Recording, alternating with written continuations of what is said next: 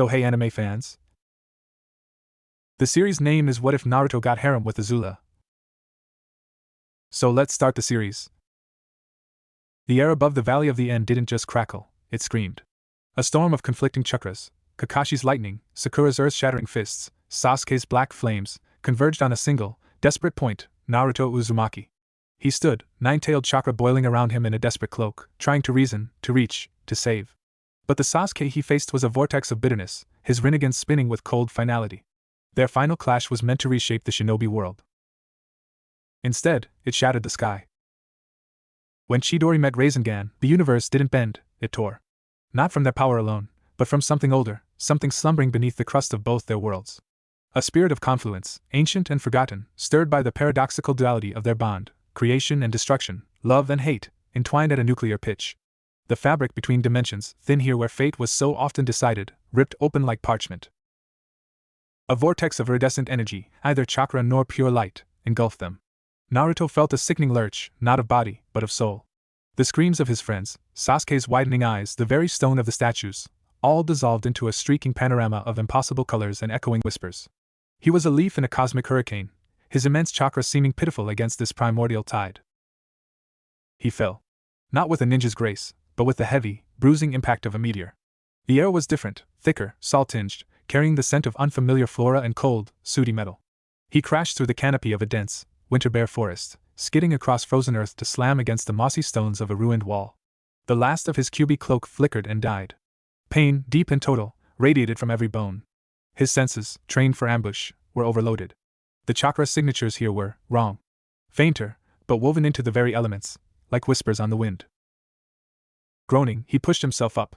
He was in the courtyard of what looked like a derelict fortress, Fire Nation architecture though he did not know the name. And she was there, watching him.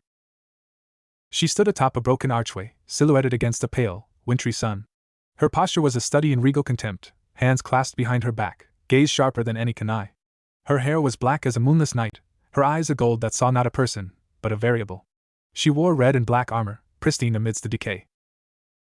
Well, Azula said, her voice cutting through the crisp air like a honed blade. What a dramatic entrance! You ruined the symmetry of my courtyard. Naruto's instincts screamed danger. He staggered to his feet, forming a cross seal. Who are you? Where is this?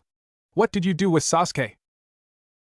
Tattoos, she observed, ignoring his questions, her eyes on his whisker marks. Interesting. And your energy, it's chaotic. Loud. Like a gong being struck by a child. She leapt down, landing without a sound, a feat of perfect control. You're bleeding power with every breath. It's inefficient. It's weak. I'm not weak, Naruto barked, summoning his remaining chakra. A Rasengan, smaller than he'd like, sputtered to life in his palm, churning the cold air. Azula didn't flinch. A smirk played on her lips. Anger. Predictable. With a motion too fluid to be casual, she extended two fingers. A precise, concentrated jet of blue fire, hotter, fiercer than any fire he'd ever seen, shot past his head, not to hit him, but to sever the branch of a tree behind him. It fell with a crash, the cut end glowing molten. That is control. Your display is just noise. The difference was staggering. Her attack was silent, swift, and carried a lethal intent that was clinical, not emotional. Naruto's Rasengan dissipated. He was exhausted, displaced, and facing a predator of an entirely new breed. You are lost, Azula stated, circling him. Your technique is brutish. Your stance is emotional. You telegraph your every move with a shout. In this world, that will get you killed. Or, if you're fortunate, captured by someone with less patience than I have. This world? Naruto breathed, the horrifying reality dawning. You are not in your shinobi world, as your headband suggests. She stopped in front of him. You are an anomaly. A potential asset. Or a liability to be removed. Her gold eyes locked onto his blue ones. I am Princess Azula of the Fire Nation. And you will learn or you will burn. Thus began the first lesson. It wasn't about throwing a kunai straighter. It was about dismantling his entire philosophy. Azula's training was a regime of psychological warfare. She started with chakra control, but framed it as a matter of royal dignity. Your chakra is a retinue, she'd say, as he tried to walk on water of a frozen pond she'd melted. They are unruly peasants. You must command their absolute obedience, not beg for their cooperation. She would shoot pinpoint flames at his feet when he faltered, not to injure severely, but to inflict sharp, memorable pain. Discipline is the root of all power. Emotion is the crack through which your enemies will pour poison. She forced him to meditate not in serenity, but under duress, standing on one leg atop a narrow pole while she hurled insults dissecting his personality, his appearance, his obvious loneliness. They feared you, didn't they? The village. You wear your isolation like a badge, but it's just a wound you're too sentimental to cauterize. True strength comes from being feared for your competence, not pitted for your condition. Naruto raged, he shouted, he attacked her in frustration. Each time, she dismantled him. She used minimal bending, relying on superior footwork, reading his intentions in the flare of his nostrils, the tightening of his shoulders. She fought with a chilling economy of motion. You think with your fists, she said, after flipping him onto his back for the 10th time. A tool thinks with its handle. A general thinks with his mind. What are you? He learned. Not because he agreed, but because he had to survive. He learned to compress his chakra, not blast it. He learned to channel it into enhanced speed and strength with surgical precision, not a billowing cloak. She taught him to observe, not just an enemy's technique, but their eyes, their breath, the set of their jaw. Fear is a tool. Your ridiculous transformation? It inspires terror, but it's a blunt instrument. I want you to learn how to make a man afraid with a glance. With a whisper. Weeks bled into months in the forgotten fortress Azula had commandeered. Naruto's brashness was sanded down, replaced by a watchful intensity. He still talked, but his words became more measured. He still believed in bonds, but Azula's voice was a constant serpent in his ear. Bonds are levers. To move others. To be moved by them is to be weak. He discovered bending, the art of elemental manipulation through breath and form. He couldn't bend himself, his energy was chakra, internally generated, but he learned its principles. The focus, the specific katas, the philosophical underpinnings. Azula used it as a contrast. Earthbenders are stubborn. Waterbenders are adaptive. Airbenders are evasive. Fire is willpower given form. It is the element of decisive victory. Your chakra can mimic this, if you stop trying to be all elements at once and learn to be a master of one, the element of you. He began to adapt his techniques. A Rasengan wasn't just a sphere of chakra. He learned to spin it silently, to vary its density, to release it not as a single blast but in a controlled, slicing beam of pure chakra energy, a technique he privately called the wind cutter. Inspired by the precision of her blue flames, his shadow clones became more tactical. No longer just a mob, they were scouts, feints, and coordinated attack vectors. They moved with a quiet purpose that unnerved even Azula, though she would never admit it. The change wasn't just tactical. A hardness settled behind his eyes. The goofy grin appeared less often. He saw the logic in her cruelty, the effectiveness of her fear. When Fire Nation soldiers eventually stumbled upon their hideout, sent by rumors of a blue demoness, it was Naruto, not Azula, who ended the skirmish. He didn't overpower them with 1,000 clones.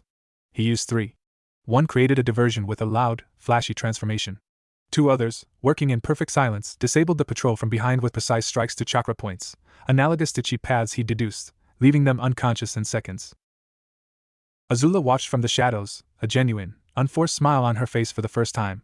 It was a smile of possession, of pride in a weapon she was forging. Acceptable, was all she said. That night, Naruto stared at his hands by the light of their small, contained fire. They were the hands that had fought for friendship, for acknowledgement, for a dream. Now, they moved with a killer's efficiency. Azula's voice was inside him, a part of his strategy. He told himself it was for a purpose, to get strong enough to find a way home, to protect his friends when he did. But a colder part of him, the part that appreciated the clean, decisive end to the patrol, wondered if this was simply what strength truly looked like, stripped of its sentimental lies. He was no longer just Naruto Uzumaki, knucklehead ninja of Konoha. He was a hybrid, a disciplined storm waiting to be unleashed, shaped in the cold, perfect fire of a princess who knew no love, only dominion. And he was dreadfully, terrifyingly alone. The first tremors of the war to come began not with an invasion, but with a report on a Fire Nation commander's desk, speaking of a highly skilled, blonde stranger fighting alongside the disgraced princess. The worlds had touched, and the first spark had been struck. It would soon become a conflagration. Chapter 2: The Tides of Compassion and Steel. The world beyond Azula's derelict fortress was a map of conflict Naruto was only beginning to decipher. Fire Nation colonies encroached on Earth Kingdom coasts like blight on a leaf. Rebellion simmered in whispered tavern conversations. And rumors of a lost water tribe girl traveling with the Avatar were more than just stories. They were seismic shifts in the political landscape. Azula deemed Naruto's tactical education insufficient without practical application. "We are going hunting," she announced one frigid morning, her breath a pale plume in the air. "Not for game. For intelligence. The Earth Kingdom port of Gaypan is a cesspool of informants and traitors. We will find who is supplying the resistance in these hills and make an example. The word, example, now carried a specific, chilling weight. Naruto nodded, donning a dark, nondescript tunic over his mesh armor. His orange, once a declaration of his presence, was long since discarded on Azula's orders. Camouflage is a state of mind, she had said, burning the garment with a look of profound disgust. You cannot hide a sun in a pocket. Gaipan was a study in grim oppression. Fire Nation banners hung from Earth Kingdom architecture. Soldiers in red armor patrolled muddy streets, their eyes sharp for dissent. The locals moved with averted gazes and hunched shoulders. Naruto felt a familiar pang, the feeling of being hated, of being seen as a symbol of fear. But here, he walked beside the symbol. He was part of the occupying shadow. Azula moved through the crowd like a shark through shallow water, her very aura parting the sea of people. Naruto followed, a silent, watchful presence at her flank. He observed everything, the quick, furtive exchange of coins near a fish stall, the lingering look a blacksmith gave a patrolling soldier, the boarded-up window of a herbalist said to sympathize with rebels. There, Azula murmured, her voice barely a whisper yet cutting through the din. A man in Earth Kingdom greens, but with boots too fine for a farmer, was slipping down an alley. He carries a scroll case. Too cylindrical for trade manifests. Too careful for love letters. They pursued, a duo of shadows. The alley opened into a small, deserted courtyard cluttered with broken carts. The man met another, a woman in Fire Nation civilian clothes, but her stance was rigid, military. A traitorous soldier. This was the moment. Azula stepped into the light, her smile a razor's edge. How industrious! An earthworm and a viper conspiring in the dirt. Panic. The soldier reacted first, a burst of standard orange fire from her fists. Azula deflected it with a contemptuous wave of her hand, her own blue fire reducing the attack to harmless embers. The Earth Kingdom man, a non-bender, drew a knife. Naruto moved. Not with the thunderous charge of old, but with the lethal silence Azula had drilled into him. A single, focused shadow clone appeared behind the knife wielder, its hand clamping over his mouth while the real Naruto disarmed him with a sharp strike to the wrist. The knife clattered to the stones. The clone vanished in a puff of smoke. The entire engagement took less than 3 seconds. The soldier, seeing her ally subdued, tried to flee. Azula was upon her in a flash of blue, a hand wreathed in crackling lightning, a technique that made the hair on Naruto's arms stand on end. It was pure, focused killing intent. Wait! Naruto's voice echoed in the courtyard, sharper than he intended. Azula paused, the lightning dancing centimeters from the terrified woman's heart. Her golden eyes flicked to Naruto. An objection? We have the intelligence, Naruto said, holding up the scroll case he'd retrieved. Killing her now is noise. It draws attention we don't need. It sends a message, Azula corrected, her tones sweetly venomous. It cauterizes the wound. Mercy is a seepage that leads to infection. The old Naruto would have shouted about life and redemption. This Naruto met her gaze. A public execution in a back alley sends no message. A disappeared informant sends a message of fear and uncertainty. Which is more useful? A long, silent moment passed. The air crackled with suppressed lightning and clashing wills. Slowly, the smile returned to Azula's face, colder now. The student analyzes the battlefield. Very well. With a motion too quick to follow, she reversed her strike, driving the heel of her palm into the soldier's temple. The woman collapsed, unconscious. The infection is quarantined. For now. Dispose of them. Naruto secured both prisoners with chakra-infused rope, his mind racing. He had stayed in execution. But he had done it with Azula's logic, not his own heart's. The victory felt hollow, metallic. Their return route took them along the banks of the nearby river, swollen with spring melt. It was there the ambush came, not from Earth Kingdom rebels, but from a group of rogue Fire Nation soldiers turned bandits, desperate and ruthless. They attacked from the tree line, fire blasts searing the air. Azula fought with her usual brutal elegance, a dancer of destruction. Naruto fell into the rhythm they practiced, his movements a blend of shinobi agility and focused intent. He weaved through fireballs, using body flicker not for grand teleportation but for micro-adjustments, appearing a foot to the left to avoid a jet of flame, using a clone as a momentary shield to close distance. He disarmed one bandit with a kunai throw that sliced the strap of his helmet, then used a gentle Juken-inspired tap to disrupt the man's chi flow, dropping him gasping. But the bandits had a waterbender, a rough, scarred man who pulled a whip of ice-cold water from the river, aiming to entangle Azula. She vaporized the first strike, but a second, larger wave caught her off balance, soaking her and disrupting her breathing. For a split second, she was vulnerable. A bandit with a heavy axe charged her exposed back. Naruto didn't think. A Rasengan, the new, silent, focused version, formed in his hand. He moved to intercept. But another force was faster. A figure rose from the river itself, riding the crest of the wave. With a powerful, sweeping motion, the water wrapped around the axe-wielder's legs and yanked him into the air, disarming him before he crashed into the shallows. Simultaneously, a volley of icicles, sharp as Senbon, pinned the waterbender's sleeves to a tree trunk. The figure landed softly between Naruto and the remaining threats. It was a girl around his age, with eyes the color of a polar sea and her hair looped in twin braids. She wore blues of the water tribe, and her stance was both grounded and fluid, like the element she commanded. "Back off!" she commanded, her voice firm, echoing over the rush of the river. The remaining bandits, seeing their best bender neutralized and facing this new, formidable opponent, fled into the woods. Silence fell, broken only by the river and Azula's sharp, irritated breath as she smoothed her hair. Her gaze swept over their unexpected savior, dripping with contempt.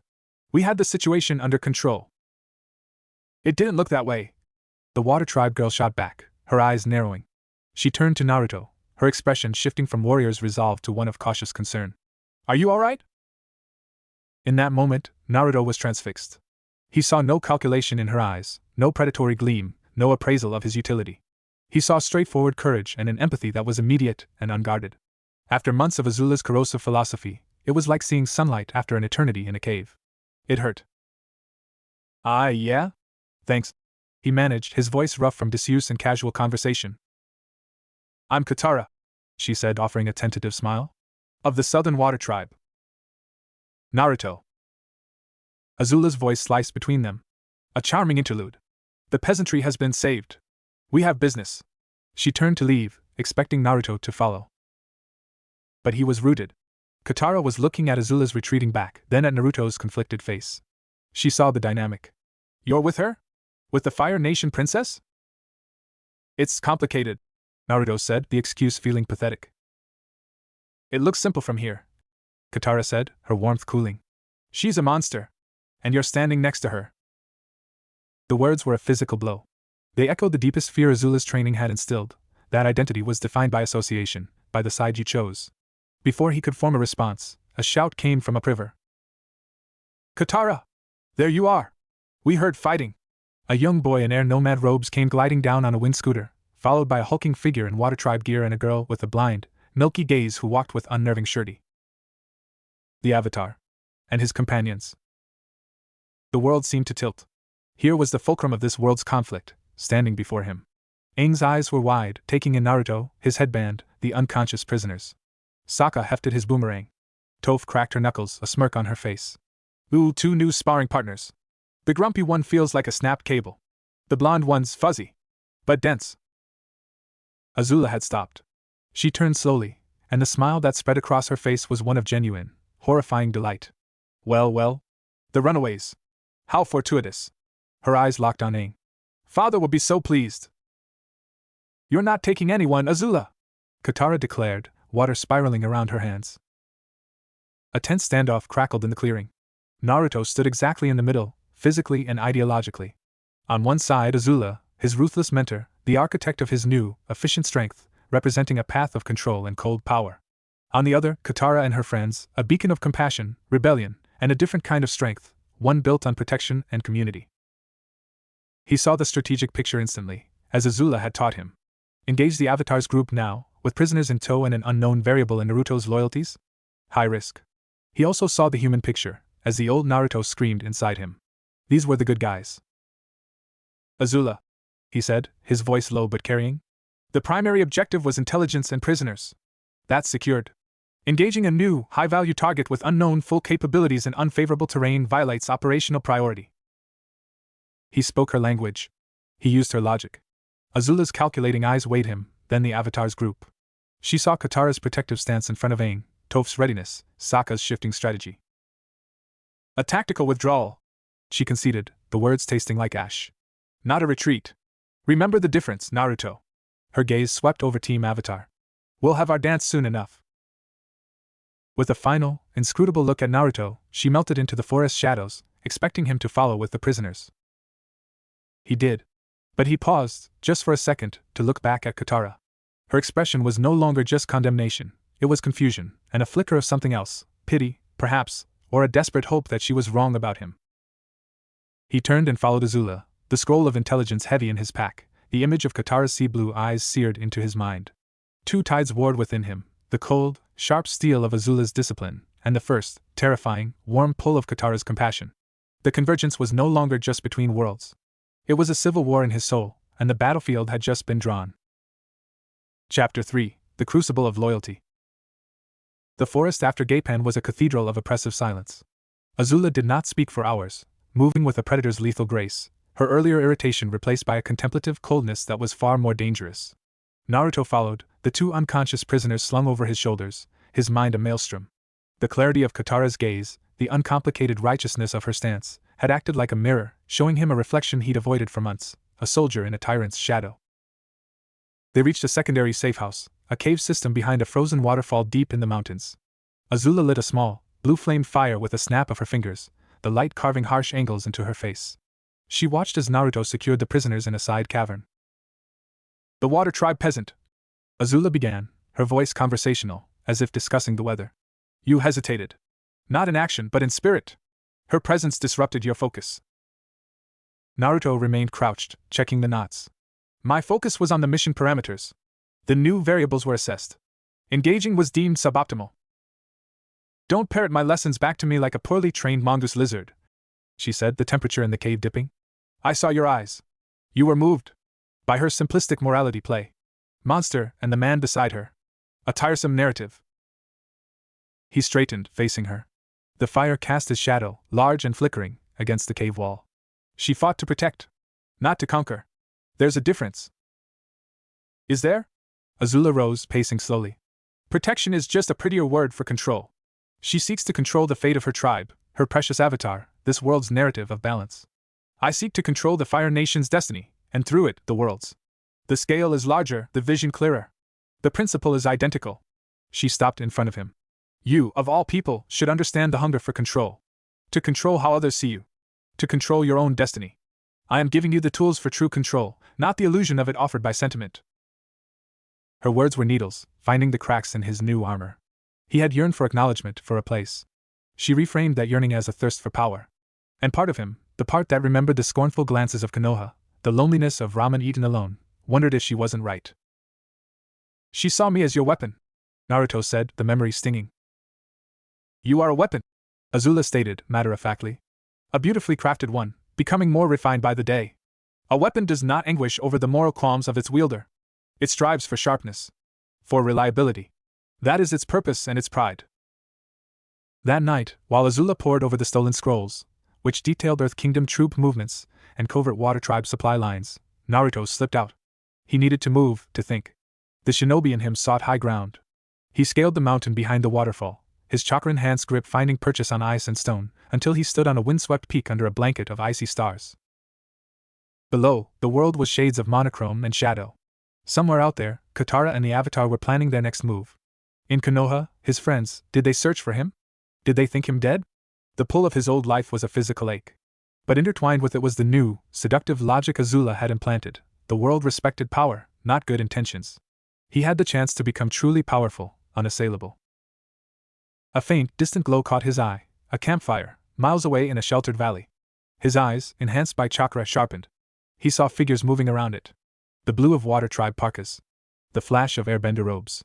His breath caught. Without conscious decision, he was moving, a shadow flitting across the moonlit snowscape. It was reconnaissance, he told himself. Assessing the enemy's position. Azula would approve. He concealed himself on a rocky outcrop overlooking their camp. He saw Aang practicing airbending forms, a swirling dance of freedom. Sokka was tinkering with a broken cart, his face etched with frustration and determination. Toph sat cross-legged, her feet buried in the earth, a serene smile on her face as she seemingly listened to the stones. And Katara. She was by a small stream, bending the water into intricate, looping patterns. It was a practice, but it was also an expression. The water flowed from a fierce whip to a gentle healing ribbon, to a complex, beautiful snowflake that hovered in the air before melting. Her face, in the firelight, was focused, but there was a softness to it, a connection to her element that was more like a conversation than a command. It was the opposite of Azula's ruthless dominance. She stopped suddenly, looking directly toward his hiding place. "I know you're there." Naruto froze, his chakra suppression perfect. She couldn't possibly. "The stream told me," she said, her voice carrying clearly on the cold air. The flow changed around the rocks you're hiding behind. You're not a very subtle earthbender. He remained still, a shinobi statue.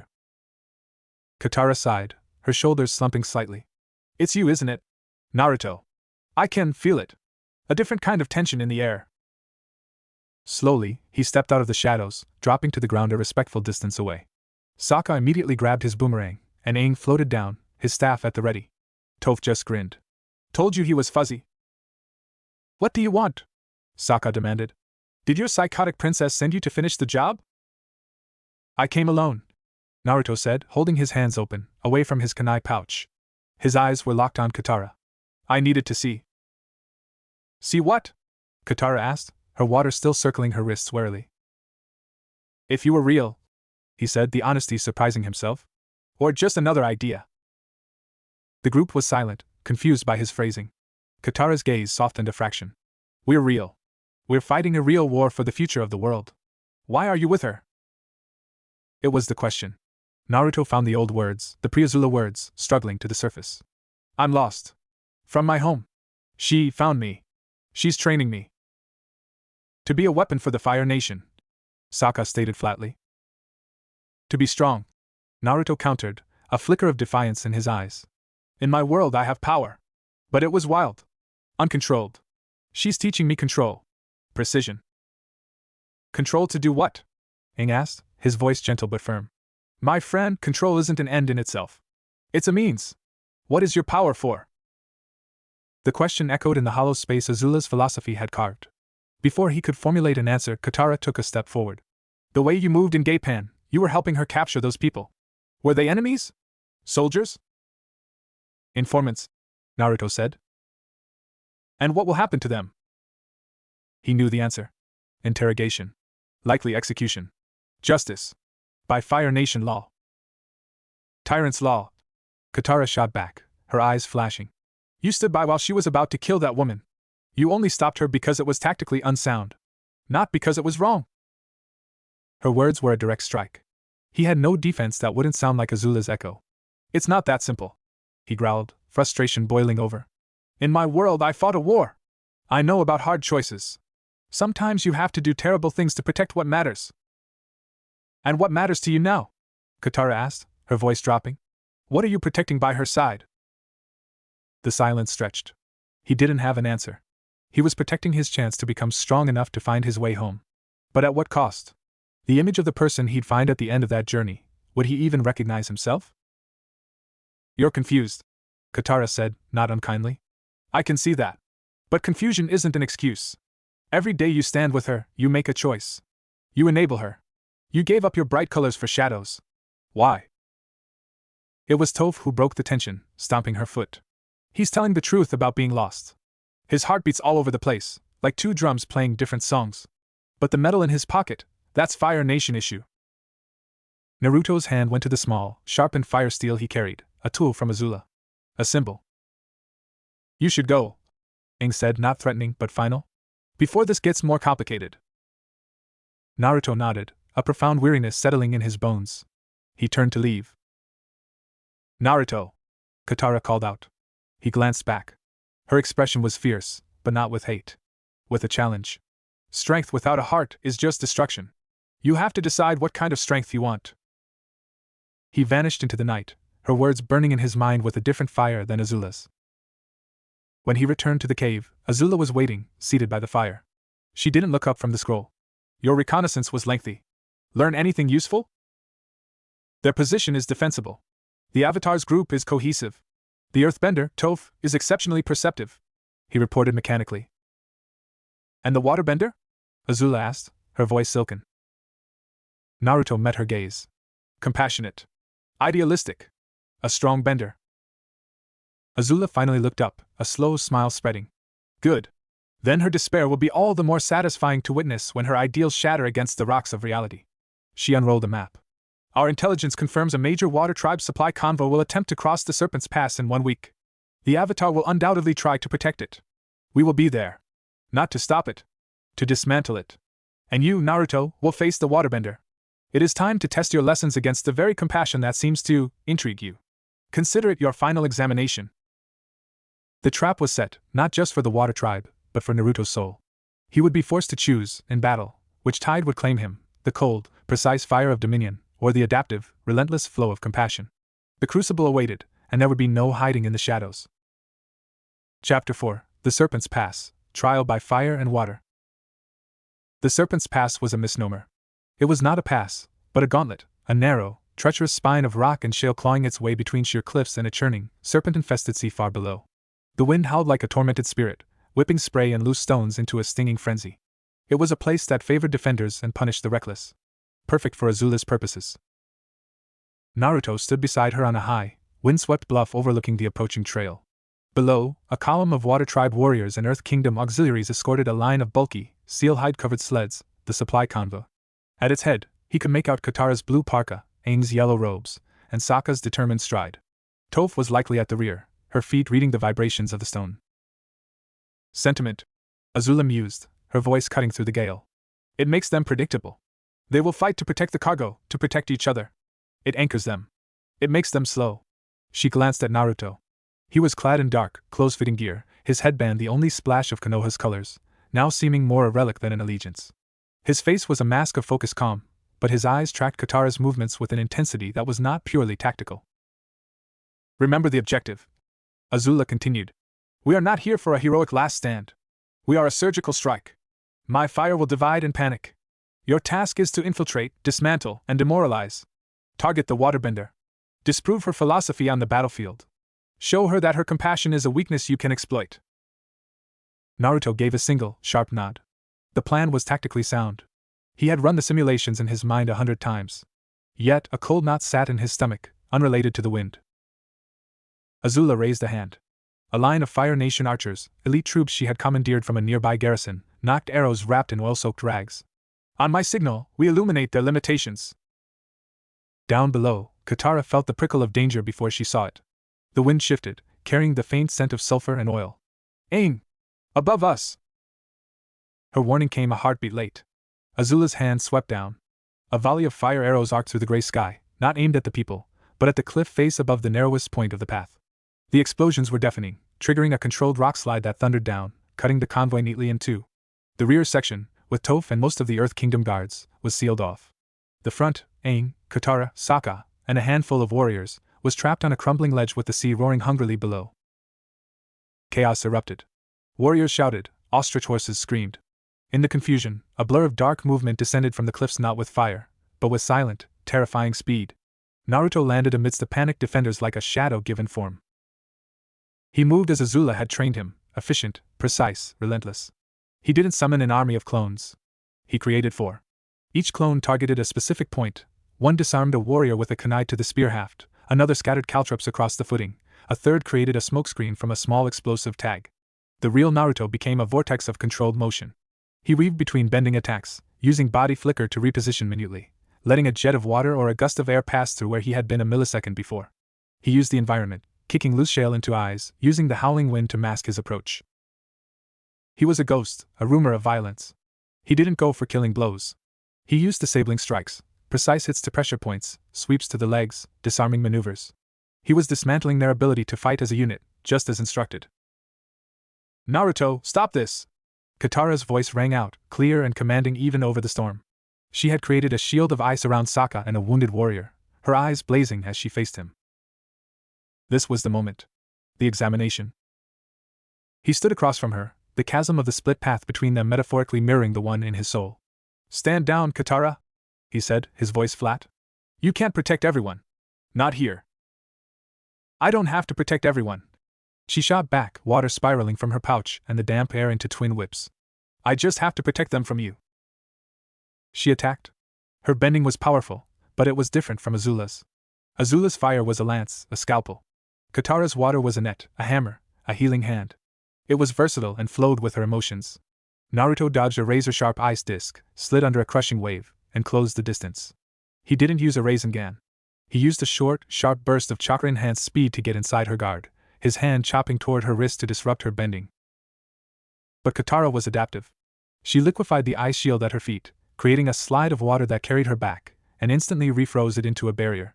She wasn't just fighting, she was countering, reading his intent. You're holding back. she accused, sending a spear of ice at his feet to pin him. He shattered it with a kick. The real you is in there somewhere. The one who knew killing that woman was wrong. Her words were a weapon Azula hadn't trained him to defend against. They sparked a fury in him, not at her, but at the conflict she embodied. You don't know anything about me, he growled, launching 3 kunai in a spread pattern, not to hit her, but to force her to move into the path of a waiting clone. She saw the trap, bending a wave to sweep the clone away, but it cost her focus. Naruto was already there, his hand clamping on her shoulder, chakra prickling at her chi points. For a second, he had her. He could end it. A slight push, a focus burst, and she'd be unconscious, her bending neutralized. He saw the fear in her eyes, quickly mastered by defiance. He saw not an enemy, but the girl who had saved him, who had challenged him on the riverbank. Azula's voice screamed in his mind, strike. Prove your strength. Prove her compassion is worthless. But another voice, older, buried deeper, whispered, this is not who you are. His hesitation lasted less than a second. It was enough. Aang dropped from the sky like a thunderclap, an air scooter slamming into Naruto's side, breaking his grip and sending him skidding back. Leave her alone! The battle escalated. Aang was a whirlwind, his airbending a defensive, evasive storm. Naruto, forced now to fight the Avatar, had to abandon precision for survival. He used his clones as distractions, his wind cutter Rasengan variants to slice through air blasts. It was a dazzling, brutal display of hybrid warfare, chakra-enhanced taijutsu against the fluidity of bending. But Azula was watching, and she saw Naruto's moment of mercy. Her lips thinned into a line of cold displeasure. The examination was failing. Enough dithering, she said to herself. She launched from the bluff, a comet of blue fire. She didn't join Naruto's fight. She bypassed it entirely, rocketing toward the trapped supply sleds. Her goal was no longer just demoralization, it was annihilation. Katara saw her trajectory. The supplies! Aang, stop her! Aang turned, but Naruto, seeing Azula move, felt a jolt of tactical horror. If the supplies were destroyed, this entire battle, his internal conflict, was for nothing. He had to redirect. He created a wall of shadow clones to momentarily block Aang and Katara, buying Azula seconds. It was the wrong choice. Azula reached the lead sled. With a contemptuous blast of blue flame, she ignited the seal hide covering. But these weren't just weapons or food. As the hide burned away, it revealed not crates, but people. Earth Kingdom refugees, women, children, elderly, huddled together, their faces etched with terror. Katara's scream was one of pure, unadulterated rage. No! Azula paused, her eyes widening a fraction in genuine surprise. The intelligence had been flawed, or deliberately altered. This wasn't a military convoy, it was a refugee evacuation disguised as one. In that moment of stunned revelation, Katara's bending transformed. The sea below, the spray in the air, the very moisture in the cliffside responded to her fury and her compassion. A massive tendril of water, thick as a temple pillar, erupted from the churning waves and slammed into Azula, not with blunt force, but with a crushing, swirling vortex that snuffed her flames and hurled her back against the cliff face with a sickening crunch. Naruto stood frozen, his clones dissipating into smoke. He stared at the burning sled, at the crying children being pulled to safety by water tribe warriors, at Azula slumped against the rock, and finally at Katara. She was breathing heavily, her hands still raised, surrounded by a halo of water and mist. She looked at him, and there was no pity now, only a grief-stricken, blazing condemnation. You bought her the time to do that, she said, her voice trembling with emotion. Your tactical choice was to help her burn children. The words eviscerated him. The cold logic of Azula's world crumbled to ash in the face of this reality. He had been so focused on the game of strategy, on proving his refined strength, that he had failed to see the board itself. He was not a weapon. He was a man who had just helped aim a monster at the innocent. Aang, seeing Azula down and the true nature of the convoy revealed, called for a retreat. The Earth Kingdom earthbenders from the rear, having cleared part of the rock slide with Toph's help, provided covering cover. The defenders began a desperate, fighting withdrawal, shepherding the refugees. Naruto didn't try to stop them. He walked slowly toward where Azula lay. She was conscious, her arm clearly broken, a gash on her forehead, but her golden eyes were alight with a feral, pain-sharpened clarity. Sentiment, she coughed, a trickle of blood at her lip. It made you hesitate. It made you weak. Look what your weakness cost. She gestured with her chin to the smoldering sled, the chaos. He stood over her, the wind whipping his hair. The cold steel of her teaching warred with the searing shame of his failure. But it was no longer a contest. The sight of those terrified children had tipped the scales. No, he said, his voice low but carrying a finality that silenced the wind in his own ears. That wasn't my weakness. That was my failure to see the truth. Your strength is just cruelty with better aim. I'm done. Azula's smirk was ghastly. Done? You are my creation. Every step you take, every thought you have, is shaped by my hand. You cannot be done with yourself. He looked at her, then back at the retreating figures of Katara and the others, disappearing into the dust and mist. Then he looked down at his hands, the hands that had hesitated, the hands that had enabled.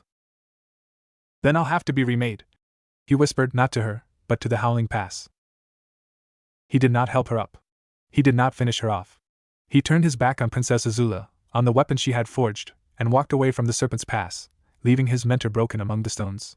He followed the path of compassion, not as a conqueror, but as a penitent, the first step on a much longer, more painful road to atonement. The examination was over. He had failed Azula's test. And in that failure, he had finally begun to pass his own. Chapter 5, The Wandering Penitent, Roots in the Tundra. The world after the Serpent's Pass was a study in monochrome and chill. Naruto moved not as a shinobi or a weapon, but as a ghost, following the distant, fading trail of the refugee convoy. He kept to the high ground, a shadow against the slate-gray sky, his senses stretched to their limit. He was not pursuing them, he was haunting his own failure.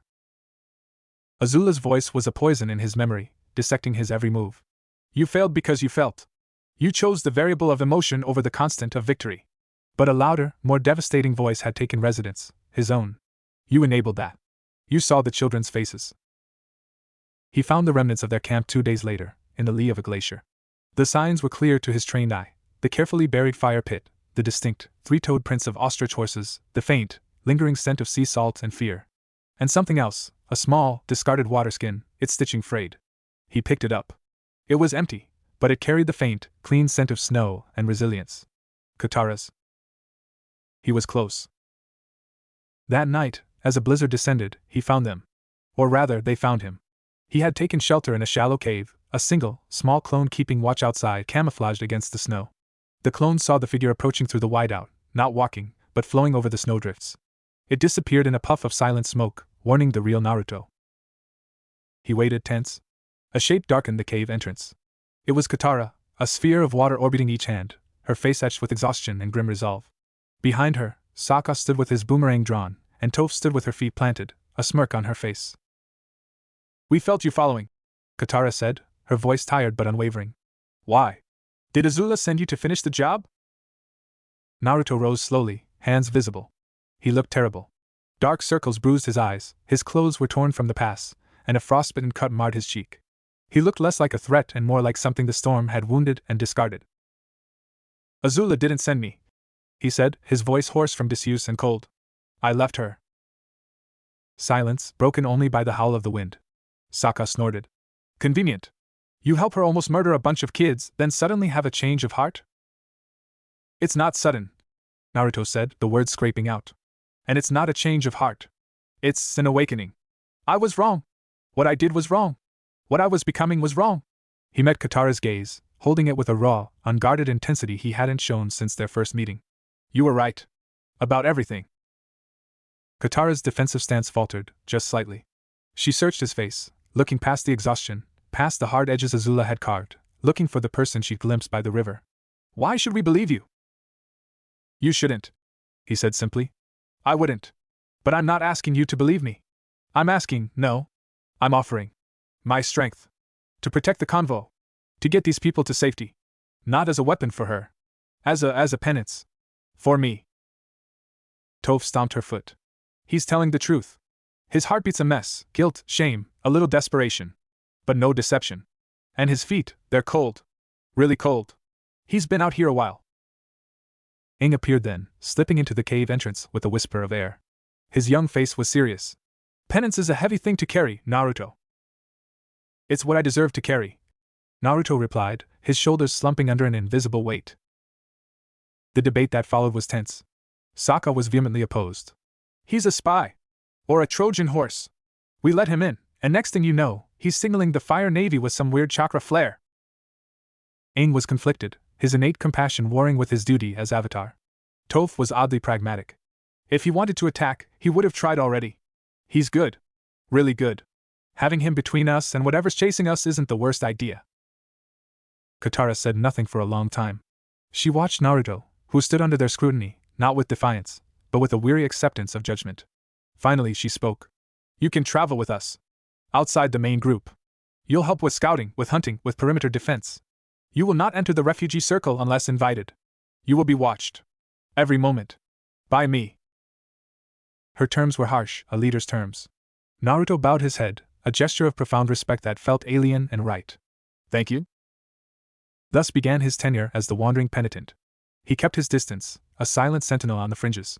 He hunted Arctic hens and snow hare, leaving the carcasses cleaned and ready at the edge of camp.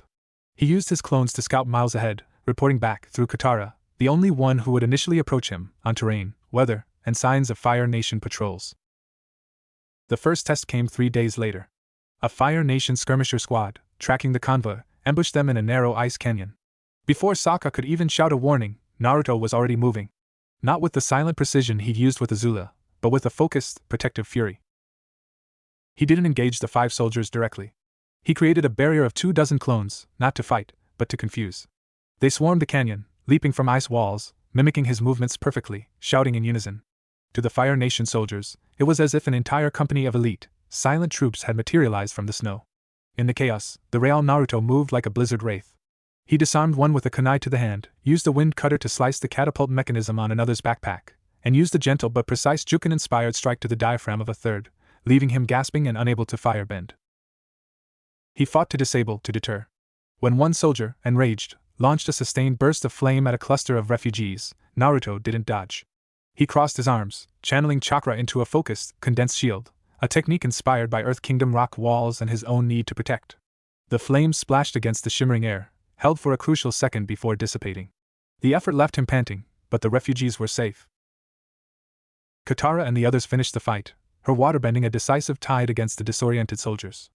Afterward, she approached him as he leaned against an ice wall, catching his breath.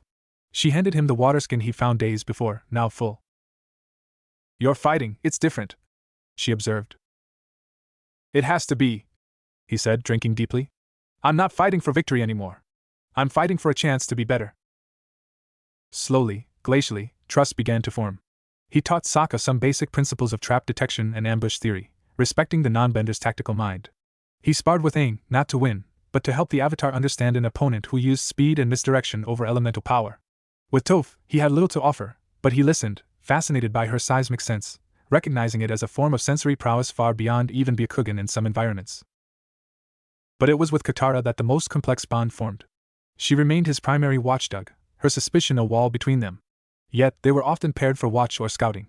Silence stretched between them, filled only by the groan of ice and the endless wind. One night, under a canopy of shimmering aurora lights, she broke the silence.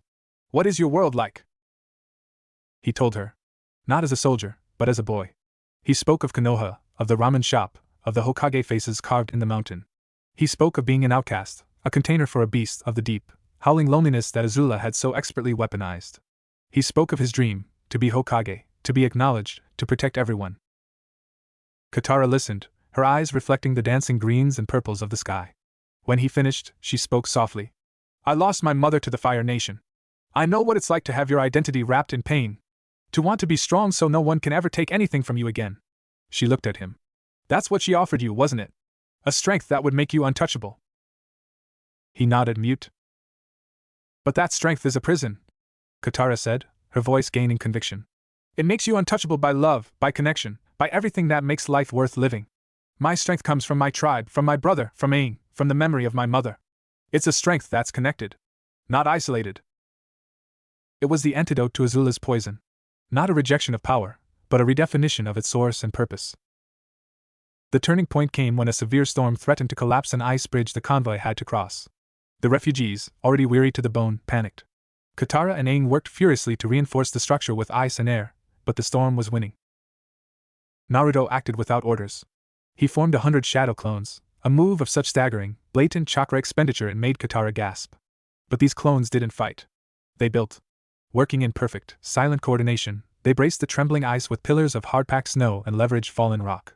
They formed a living, breathing cordon, shielding the refugees from the wind as they crossed, physically steadying the elderly and children. It was a use of his power that was purely, selflessly protective. It was the absolute negation of everything Azula stood for. As the last refugee crossed safely, the clones, their purpose served, vanished. Naruto stood on the far side, swaying on his feet, chakra exhaustion leaching the color from his face. Katara was at his side in an instant, her hand on his arm to steady him. "That was incredibly stupid," she said, but her voice held no reprimand, only awe and concern. "You could have killed yourself." "They're safe," he rasped, a ghost of his old, bright smile touching his lips. "That's all that matters." That night, for the first time, he was invited to eat within the circle of firelight, not outside it. He sat beside Katara, accepting a bowl of stew from an elderly Earth Kingdom woman who patted his hand with a tearful "Thank you, young man." He was no longer the wandering penitent. He was becoming a guardian. The roots of a new identity, nourished not by fire and fear, but by ice, compassion, and acceptance, were slowly taking hold in the frozen tundra of his soul. But the war, and the woman who had forged the weapon he was trying to dismantle, were not done with him. The thaw would bring new battles, and the choice he had made would soon be tested by fire once more. Chapter 6: The Ember in the Ice, Forging a New Bond. Spring came to the tundra not as a gentle thaw, but as a violent, slushy rebellion. Ice groaned and cracked, rivers swelled with meltwater, and the earth released its long-held scent of damp soil and life. The refugee convoy, now swelled by other scattered groups drawn to the Avatar's banner, had become a traveling village, a fragile bubble of hope moving south towards the relative safety of the Earth Kingdom's interior. And within its heart, a quieter, more profound transformation was taking root. Naruto's role had solidified. He was their unseen sentinel, their scout, their problem solver. The refugees, once wary of the intense, silent young man with the strange eyes, now called him the Guardian Snow Fox, for his blonde hair and elusive, protective presence. Children would dare each other to try and spot his clones on the perimeter, treating it as a game. He began to smile again, not the wide, boisterous grin of old Konoha, but a smaller, more genuine expression that reached his eyes, often sparked by Katara's fierce determination or Aang's infectious optimism. His bond with Katara had evolved from wary truce to a partnership forged in shared responsibility. They were the pragmatists, the ones who planned the route, rationed the supplies, and drilled the few able-bodied refugees in basic defense. Where Aang offered spiritual hope and Sokka comic relief, Naruto and Katara provided the skeleton of survival. One evening, as they pored over a worn map in the command tent, a grand name for two oilcloths stitched together, their hands brushed reaching for the same marker. A jolt, subtle but electric, passed between them. They both pulled back, a flush of warmth rising on Katara's cheeks that had nothing to do with the small heating brazier. "Sorry," Naruto muttered, his focus suddenly entirely on the grain of the wooden table. "It's fine," Katara said, her voice softer than she intended. She studied him in the flickering light. The hardness Azula had etched into him was still there, but it was like a sword now sheathed in leather, a tool for protection, not aggression. The shadows under his eyes had lessened. "You've changed. Since the Serpent's Pass." He looked up, meeting her gaze. "I had to. Or what was the point of leaving?" "It's more than that," she pressed, her healer's instinct seeing past the surface. "You're not just doing penance anymore. You're building something." He was silent for a long moment. "In my village," he began slowly, "I spent my whole life trying to build a place for myself. To be seen. Azula showed me how to build a fortress instead. Impenetrable. Isolated." He gestured vaguely to the map, to the sounds of the bustling camp beyond the tent. This feels like building a home. It's messy. It's vulnerable. But it's real." Katara's heart gave a peculiar twist. She understood building from loss, from trauma. She saw in him a reflection of her own journey, from a girl defined by grief to a woman defined by the community she nurtured. "Homes need foundations," she said, her tone practical to mask the sudden swell of emotion. "And we have a swamp to cross tomorrow. The foggy swamp. Toph hates it. Says the water muddles her sight. We'll need your eyes." The foggy swamp was a realm of primordial gloom. Giant, twisted trees rose from tea-colored water, draped in curtains of moss. The air was thick with humidity, and the chorus of unseen creatures. The convoy's progress slowed to a crawl, morale dipping in the oppressive atmosphere. Here, Naruto's skills proved invaluable in a new way. His chakra sensing, while not as precise as a Byakugan, could detect the larger life forms moving in the murk, massive serpentine eels, territorial cat gators, allowing them to be avoided. His clones could test the stability of the semi-solid peat paths. But the swamp held more than physical dangers. It was a place of visions, of whispers from the spirit world, amplified by the convergence of life and decay. As they made camp on a rare dry hummock, the fog thickened, becoming a tangible, swirling wall. Naruto stood first watch. The normal night sounds of the camp faded, replaced by an eerie silence. Then, the whispers began. Not in his ears, but in his mind. "You are a weapon. You will always be a weapon." Azula's voice, cold and precise. This sentiment, this home you think you're building? It is a fantasy for the weak. When the real test comes, you will reach for what I taught you. It is your nature. A vision flickered in the fog, himself, standing over a battlefield, not with Katara and Aang, but alone, a cold, calculating glint in his eyes, a Rasengan humming with lethal silence in his hand. The bodies at his feet wore the uniforms of Konoha. He gasped, staggering back, a cold sweat breaking out on his skin. No! Naruto? Katara's voice was a lifeline. She was there, emerging from the mist, her face etched with concern. She'd felt the spiritual disturbance, the spike of his chakra, turbulent with fear and self-loathing. It's nothing, he said roughly, turning away. The swamp. It's playing tricks. It shows you what you fear, Katara said, stepping closer. The vision had shaken her too. She'd seen a reflection of herself consumed by vengeance, a mirror of the monster she'd faced in the South Pole. What did you see? He couldn't meet her eyes. Myself. As she made me. As I might still be. That's not you, Katara said fiercely. She reached out, her hand hesitating for a second before resting firmly on his arm. The contact was warm, solid, real against the ghostly chill of the vision. You choose who you are. Every day. You chose to leave her. You chose to protect these people. You're choosing right now to stand here and fight your demons instead of becoming them. Her touch was an anchor. Her belief was a shield. The whispering fog seemed to recoil from the certainty in her voice. He turned his hand over, his fingers intertwining with hers. It was an instinctual gesture, a connection seeking stability. What if I'm not strong enough? The question was a raw admission, the core of his childhood fear laid bare. What if, when it matters most, the weapon is all that's left? Then I'll be there, Katara said, her other hand coming up to cup his face, forcing him to look at her. Her eyes were like the polar sea under moonlight, deep, powerful, unyielding. To remind you of the man. Not with speeches. With this. She squeezed his hand. With a look. With a stupid argument about rationing. With a cup of tea after a long watch. You're not alone anymore, Naruto. You don't have to build your strength from scratch in a dark forge. You can build it with us. With me. In that moment, surrounded by the whispering swamp and the weight of both their pasts, something shifted.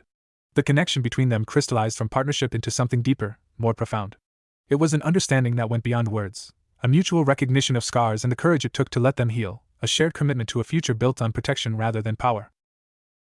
He leaned his forehead against hers, a gesture of utter trust and exhaustion. Thank you, Katara.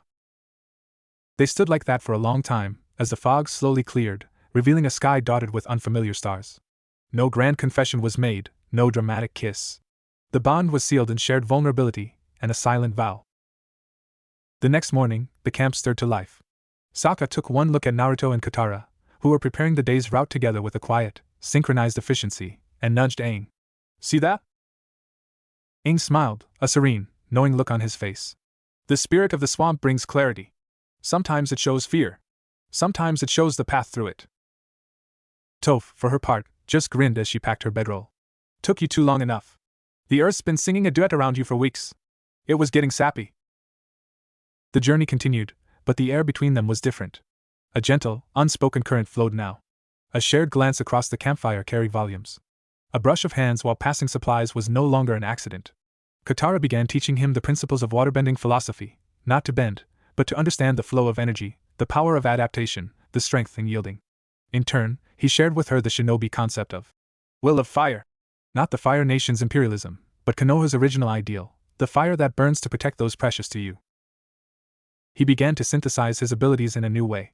He created a technique he called the spiraling water shield. A Rasengan-like vortex of chakra not for attack, but for defense, designed to deflect and disperse incoming bending attacks by mimicking water's fluid, redirective nature. He practiced with Katara, their sparring sessions becoming a dance, her water whips and ice spears testing the limits of his new defensive forms, his speed and clones pushing her adaptability. He was being remade, not in the harsh fire of domination, but in the adaptive, resilient flow of water and the steady, nurturing earth of community. The ember of his old self, the stubborn, loyal, fiercely protective boy, had not been extinguished by Azula's cold flame. It had been buried in ice. Now, under Katara's compassion and the warmth of a found family, it was thawing, burning cleaner and brighter than before, fueled by a new purpose. But war respects no idol. Their scouts brought word, a large Fire Nation force, led by a commander known for his ruthlessness, was cutting off their southern route. They were being herded, intentionally, towards the coast. Towards a place where the Fire Navy held dominion. The time for building was over. The time for defending their fragile, newborn hope was at hand. And on the wind, Naruto thought he could smell a familiar, chilling scent: ozone and ambition. Azula was not one to leave her creations unfinished. The test, the real one, was coming. And he would face it standing beside Katara, his strength now irrevocably entwined with the heart he had once been taught to discard.